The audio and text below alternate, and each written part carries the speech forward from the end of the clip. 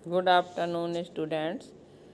आज मैं आप लोगों को पुनर्अभ्यास में अपूर्व अनुभव की कहानी पुनः बताने जा रही हूँ बच्चों, जिसके आधार पर आप लोग जो हैं प्रश्नों के उत्तर आसानी से दे सकें। और उसके बाद मैं रहीम के दोहे पाठ का भी पुनर्अभ्यास करवाऊँगी बच्चों। तो जैसा कि आप जानते ही हैं कि अपूर्व अनुभव जो कहानी है वो एक जापानी कहानी है। तो ये अपूर्व अनुभव जो कहानी का भाग लिया गया है उसमें कई कहानियाँ हैं। ये तोत्तो चान एक पुस्तक है, विश्व साहित्य की सबसे अमूल्य निधि है। वो जापानी भाषा में लिखी गई है। उसी से यह कहानी अपूर्व अनुभव ली गई है। इस जो तोत्तो चान पुस्तक है उसमें जो कहानियाँ हैं उनका अनुवाद विश्व की कई भाषाओं में हो चुका है। यह एक ऐसी अद्भुत पाठशाला और उसमें पढ़ने वाले बच्चों की कहानी है जिनके लिए रेल के डिब्बे, कक्षाएं थी, गहरी जड़ों वाले जो पेड़ थे वो पाठशाला का गेट थे, शाखा बच्चों के खेल के कोने, यानी पेड़ की जो शाखाएं थी वहाँ पर जाकर बच्चे खेलते थे और उससे सीखते थे।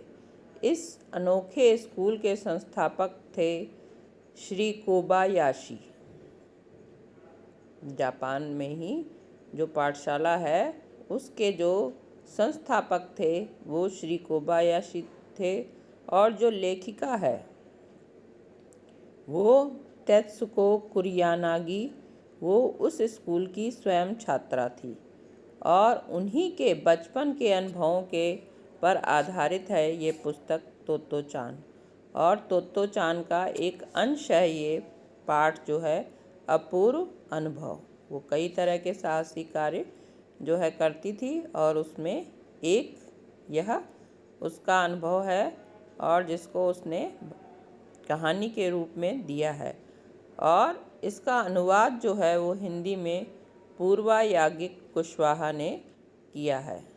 तो बच्चों देखिए, कहानी का सार मैं आप लोगों को बता रही हूँ। कहानी तो मैं क्लास में जो है अपूर्व अनुभव पढ़ा चुकी हूँ, बच्चों ने इसकी रीडिंग भी की है। तो आज मैं कहानी का सार बता रही हूँ, उसके बाद इस पर आधारित प्रश्न पूछूंगी जो आपको याद करने हैं। इस कहानी में दो पात्र हैं, एक बालिका तोत्तो चान और बालक यासुकी चान। इन दोनों के इर्द गिर्द ही ये पूरी कहानी घूमती है। यासुकी चान जो है वो तोत्तो चान से आयु में केवल 1 वर्ष बड़ा है और यासुकी चान को पोलियो हो जाने के कारण वो क्या है, वो अपंग यानी दिव्यांग हो गया है। जो अब नई भाषा में अपंग बच्चों को दिव्यांग कहा जाता है। तो वो दिव्यांग हो गया है पोलियो हो जाने के कारण। बच्चों को बचपन में जो है पोलियो हो जाता है, इसीलिए विश्व में जो है दुनिया को पोलियो मुक्त कराने के लिए बच्चों पोलियो ड्रॉप भी पिलाई जाती है, जैसे अभी तक देखते हैं आप लोग। और ऐसा कहा गया है कि भारत में जो है अब पोलियो के जो हैं वो मरीज़ नहीं हैं। तो सभागार में एक बड़ा शिविर लगा और शिविर लगने के 2 दिन बाद जो तोत्तो चान को एक साहसिक काम करने का अवसर आया। उसने सोचा कि एक बड़ा साहसी काम उसे करना था, पेड़ पर चढ़ना। तोत्तो चान स्कूल की आधी छुट्टी में या स्कूल के बाद जो है अक्सर पेड़ पर ही मिलती थी, है ना, क्योंकि उसे पेड़ पर चढ़ने का बहुत शौक़ था। और इस बार तोत्तो चान ने किया, खुद तो वो चढ़ती थी, उसने सोचा कि जो उसका मित्र यासुकी चान है उसको वो पेड़ पर चढ़ाएगी। इसलिए उसने यासुकी चान को जो है पेड़ पर चढ़ने का निमंत्रण दिया। अपंग होने के कारण या दिव्यांग होने के कारण तोत्तो चान के लिए तो ये बहुत कठिन काम था, है ना, कि वो पेड़ पर चढ़ जाए। और जैसा कि आप जानते हैं, जापान के शहर तोमोए में हर एक बच्चे का अपना एक निजी पेड़ होता था जिस पर कि वो चढ़ते थे, है ना। और तोत्तो चान का पेड़ कहाँ था? बाहरी हिस्से में कुहोन बुत्सु जाने वाली सड़क के पास था।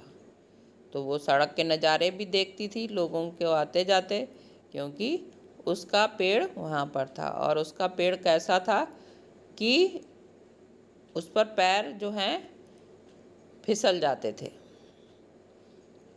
अगर उस पर ध्यान दे के ठीक से न चढ़ा जाए, और ये ज़मीन से कोई 6 फुट अगर चढ़ाई कर ले, उसके बाद जो है उस पर आप द्विशाखा पर पहुंच सकते थे।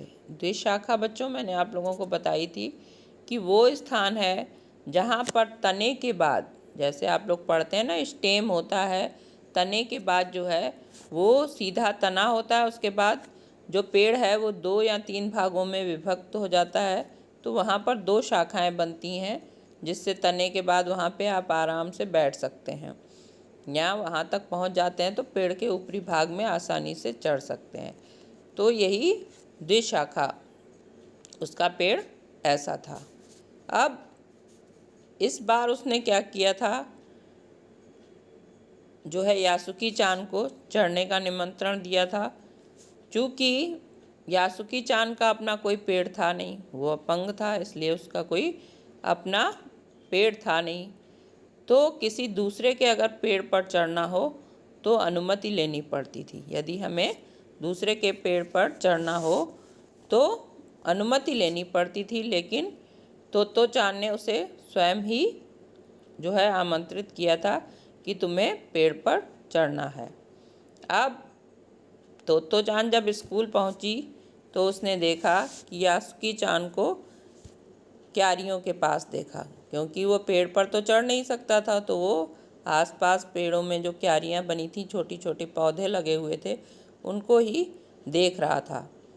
अब तोत्तो चान ने देखा कि वो पेड़ों के पास है, पौधों के पास है, तो उसे उसके प्रति सहानुभूति हो गई और उसने उसको पेड़ पर चढ़ाने के लिए क्या किया, पास में उसने देखा कि आसपास कोई चीज़ है जिससे कि उसको पेड़ पर चढ़ाया जा सके। जब उसे कुछ नहीं मिला तो वो गई चौकीदार के छप्पर से एक सीढ़ी ले आई। उसने अपना दिमाग लगाया कि हम सीढ़ी से जो है इसको हाथ पकड़कर चढ़ाएंगे, पुश करेंगे, धक्का देंगे तो ऊपर ये चढ़ जाएगा।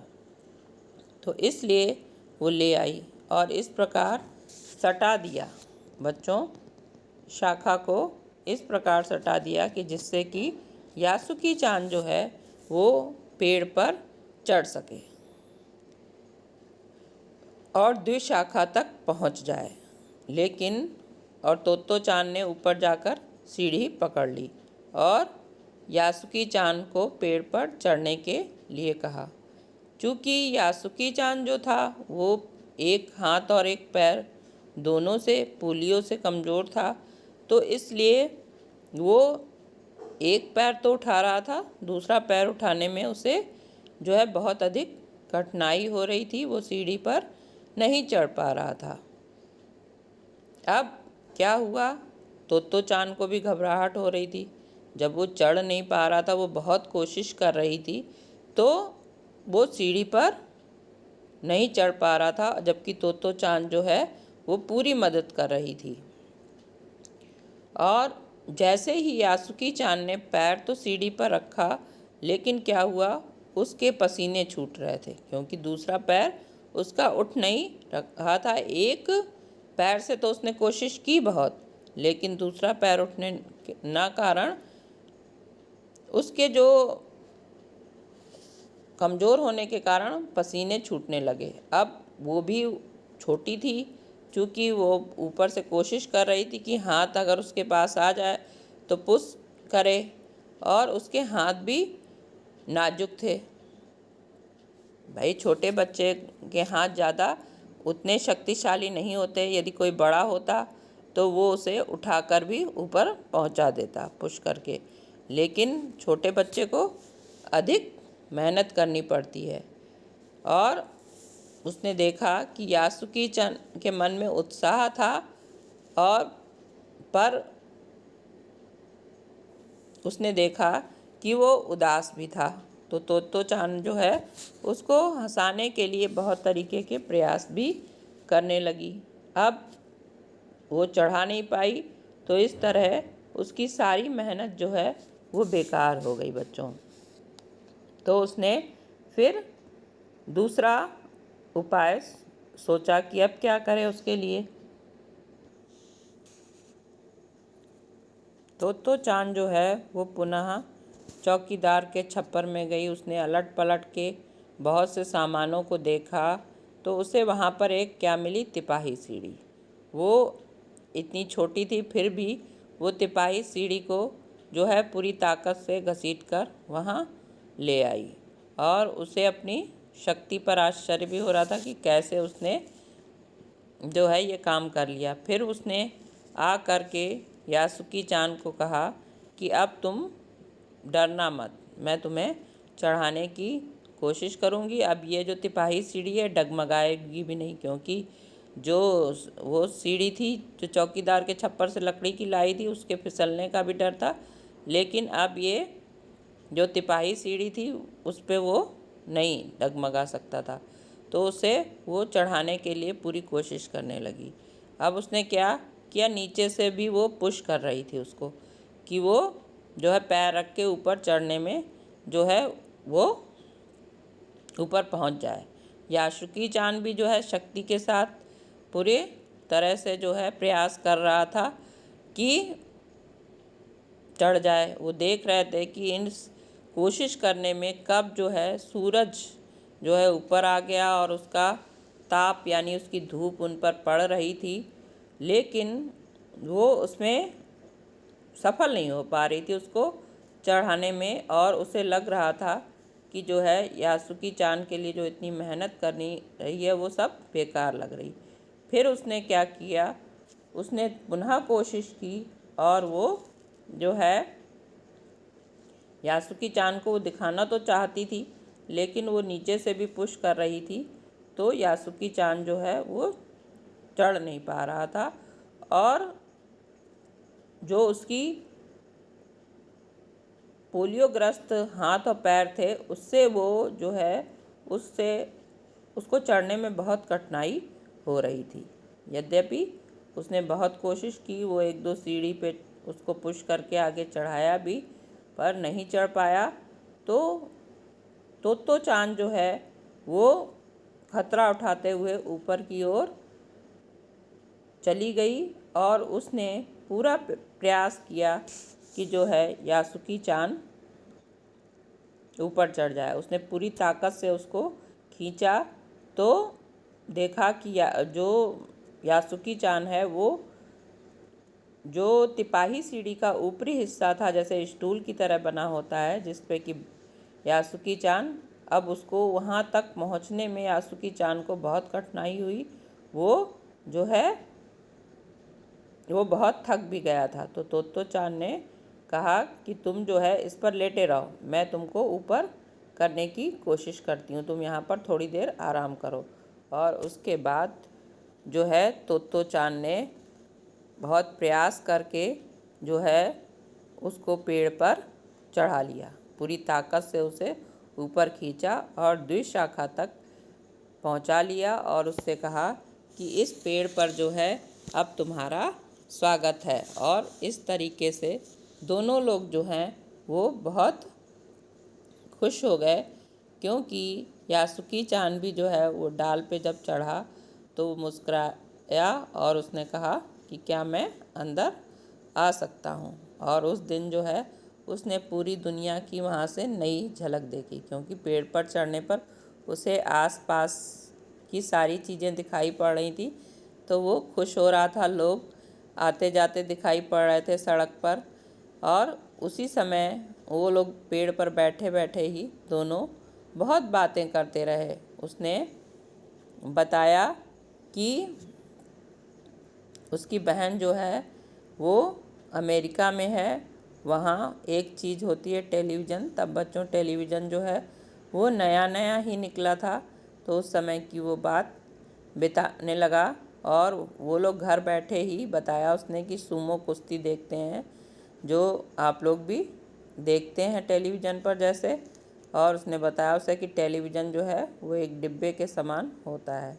वैसे भी टेलीविज़न को एक डिब्बा कहा जाता है, इसलिए जानकारी वाली चीज़ें अगर आप देखते हैं तो ठीक है, नहीं तो हम प्रकृति के पास जाकर ही बहुत सी बातें जो सीखते हैं वो हमारे व्यवहारिक रूप में काम आती हैं। तो इसीलिए कहा जाता है ना, कोई भी काम जो है प्रायोगिक रूप में, प्रयोग के रूप में करके देखना चाहिए। जैसे तोत्तो चान ने जो है यासुकी चान को पेड़ पर चढ़ाने के लिए प्रयास किया, अथक मेहनत की, तो ये एक प्रैक्टिकल था, ये एक प्रयोग था उसने, और उसको चढ़ाकर जो है वो बहुत खुश हुई। और ये यासुकी चान के लिए भी अंतिम मौका था, क्योंकि उसे दूसरा कोई इतना अच्छा मित्र नहीं मिल सकता था। तो बच्चों, एक अच्छा और सच्चा मित्र जो है वो हमेशा अपने मित्र को आगे बढ़ाने की कोशिश ही करता है। तो यही जो है तोत्तो चान का अपूर्व अनुभव था कि वो अपने मित्र को पेड़ पर चढ़ा सकी, और यासुकी चान के लिए यह अपूर्व अनुभव था कि वो तोत्तो चान के सहारे, एक अच्छे मित्र के सहारे पेड़ पर चढ़ सका और दुनिया की अनेक चीज़ें वो देख सका। बच्चों, ये कहानी का सार था। धन्यवाद।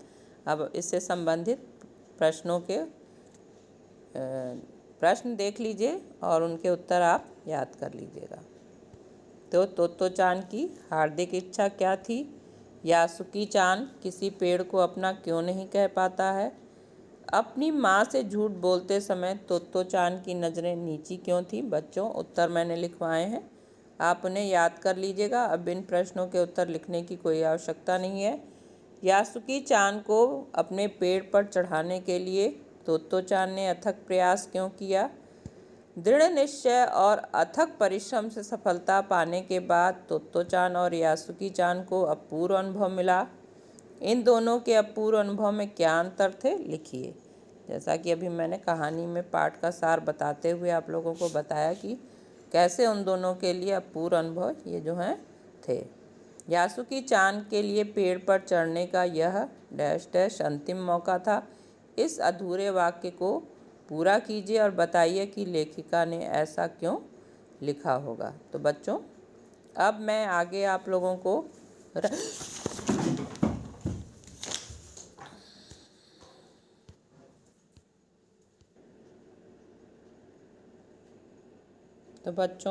अब मैं आप लोगों को पाठ जो है 11 रहीम के दोहे के दोहों का स्वस्थ स्वर वाचन करते हुए उनका हिंदी अनुवाद बता रही हूँ। बच्चों, यह है पाठ 11 रहीम के दोहे। कहि रहीम संपत्ति सगै बनत बहुत बहुरीत, विपत्ति कसौटी जे कसे तेई साचे मीत। बच्चों, मैंने बताया था कि रहीम के दोहों में जो है नीति की बातें बताई गई हैं, जो हमारे जीवन में आसपास हमें काम आती हैं। तो हमें बहुत सोच समझ के अपने मित्रों का चुनाव करना चाहिए, और हमारे अंदर परोपकार की भावना भी होनी चाहिए। दूसरों के प्रति जो है सम्मान की भावना होनी चाहिए, और हमें कभी भी अनावश्यक बातें नहीं करनी चाहिए, और धरती के समान जो है सहनशील होनी चाहिए। तो पहले दोहे में कहा गया है बच्चों, देखिए, कह रहीम संपत्ति सगे बनत बहुत बहुरीत, विपत्ति कसौटी जे कसे तेई साचे मीत। तो रहीम दास जी कहते हैं कि हमारे पास धन सम्मान और संपत्ति होने पर जो है लोग अनेक प्रकार से हमारे मित्र बन जाते हैं, लेकिन विपत्ति कसौटी जे कसे तेई साचे मीत, विपत्ति आने पर, परेशानी आने पर जो हमारा साथ देता है वही हमारा सच्चा मित्र होता है। बच्चों,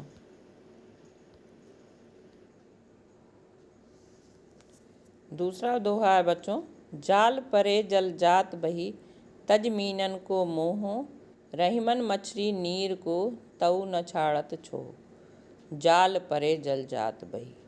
मतलब जाल पड़ते ही क्या होता है, जल जो है वो बह जाता है और तज मीनन को मोह, मछलियों का मोह छोड़ देता है। लेकिन क्योंकि उसका जो है मछलियों के प्रति प्रेम जो है वो सच्चा नहीं होता है। लेकिन रहीमन मछली नीर को तऊ न छाड़त छो, मछलियों का प्रेम जो है वो जल के प्रति जो है वो सच्चा होता है। इसलिए मछलियाँ जैसे ही जल के बाहर निकलती हैं वो क्या करती हैं, उसके वियोग में जो है वो मर जाती हैं। तो रहीमन मछली नीर को तऊ न छाड़त छोह, इसीलिए रहीमदास जी कहते हैं मछलियाँ जो हैं वो जल के प्रति अपने प्रेम को जो है वो नहीं छोड़ पाती हैं और उनसे अलग होते ही वो मृत्यु को प्राप्त हो जाती हैं। तरवर फल नहीं खात हैं, सरवर पियत न पान, कहे रहीम पर काज हित संपत्ति संचयी सुजान। तरवर फल नहीं खाते हैं, रहीमदास जी कहते हैं कि प्रकृति में जो भी चीज़ें हैं वो हमारी भलाई के लिए होती हैं। जैसे सूर्य है, चंद्रमा है, या हवा है, पानी है, पेड़ हैं, तो वो क्या करते हैं, दूसरों की भलाई करते हैं। तरवर फल नहीं खाते हैं। सूर्य जो है प्रकाश देता है हमें और उससे ही हमारा जीवन चलता है। उसी तरह पेड़ जो हैं वो फल हमें ही प्रदान करते हैं वो अपने फल स्वयं नहीं खाते हैं। सरवर पियत न पान, उसी तरह नदियाँ और तालाब जो हैं वो स्वयं जल को नहीं पीते हैं और उसका प्रयोग जो है संसार के अन्य प्राणी करते हैं, दूसरों की भलाई के लिए उनका प्रयोग होता है। कहीं रहीम पर काज हित, रहीमदास जी कहते हैं ऐसे ही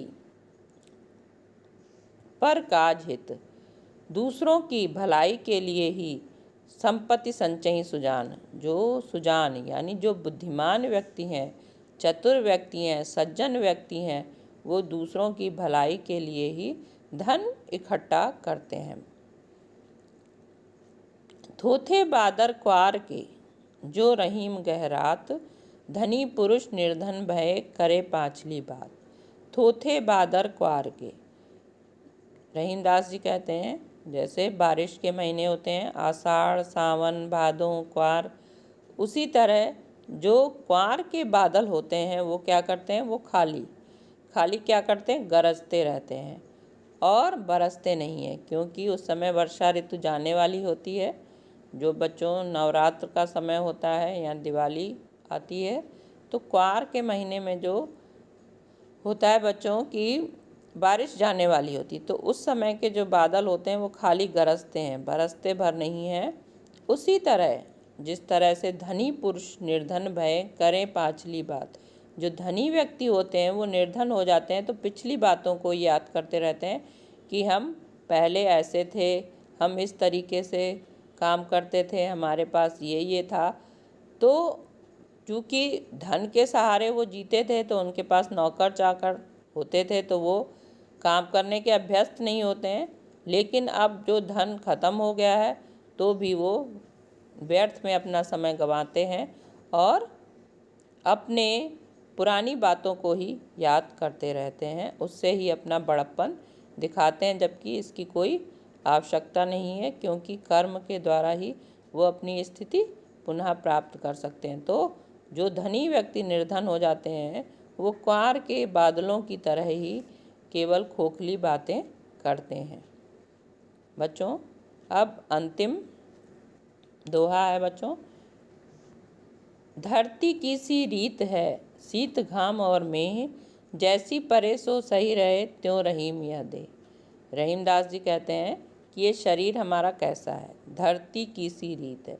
धरती की के क्या रीति है, क्या ढंग है उसका, शीत घाम और मेह, इस पर जाड़ा भी पड़ता है, धूप भी पड़ता है और पानी भी बरसता है, क्योंकि इस धरती पर सभी कुछ प्रकृति में बारी बारी से ये मौसम आते हैं और धरती को सब कुछ सहना पड़ता है। जैसी परे सो सही रहे, धरती पर ये जैसा भी पड़ता है उसे सब वो सहन करती है, उसमें सहनशीलता की शक्ति है। उसी प्रकार ये हमारा शरीर है। रहीमदास जी कहते हैं हमारा शरीर भी वैसा ही है, कि जैसी पड़े, इस पर जैसा भी पड़े, मनुष्य को जो है सुख दुख जैसी भी स्थिति आए उस सब में धरती के समान ही जो है सहनशील होना चाहिए। उस तरीके से ही अपनी सहनशीलता को बनाए रखना चाहिए। तो बच्चों, ये थे आपके दोहों का जो है पुनर्अभ्यास, और आप लोगों को समझ में आ गए होंगे। और इससे आधारित प्रश्न देख लीजिए। जीवन में मित्रों की अधिकता कब होती है? जल को मछलियों से कोई प्रेम नहीं होता, इसका क्या प्रमाण है? सज्जन और विद्वान के संपत्ति संचय का क्या उद्देश्य होता है? रहीम ने क्वार मास के बादलों को कैसा बताया है? वृक्ष और सरोवर किस प्रकार दूसरों की भलाई करते हैं? रहीम को धरती से क्या सीख देना चाहता है मनुष्य को? रहीम ने क्वार के बादलों की तुलना किससे और क्यों की है? और उसके बाद विस्तृत प्रश्न में है रहीम के दोहों से हमें क्या सीख मिलती है। तो बच्चों, ये प्रश्न है, आप लोग इनके उत्तर अच्छी तरीके से याद करिएगा। इसके अलावा बच्चों, आपके कारक और सर्वनाम और विशेषण में जो हमने अभ्यास कार्य या प्रश्नों के उत्तर करवाए हैं और रिक्त स्थानों की पूर्ति या अन्य कोई कार्य, तो उसे आप अच्छी तरह से याद कर लीजिएगा। और बच्चों, आज ये आपकी जो है अंतिम क्लास थी, अंतिम वीडियो मैं भेज रही हूँ पेपर से पहले। अब इसके बाद जो है उस आपको परीक्षा के बाद ही वीडियो भेजूँगी बच्चों। फिर भी परीक्षा से संबंधित या किसी भी प्रश्न से संबंधित कोई भी आपकी समस्या हो तो आप मुझसे पूछ सकते हैं बच्चों। धन्यवाद।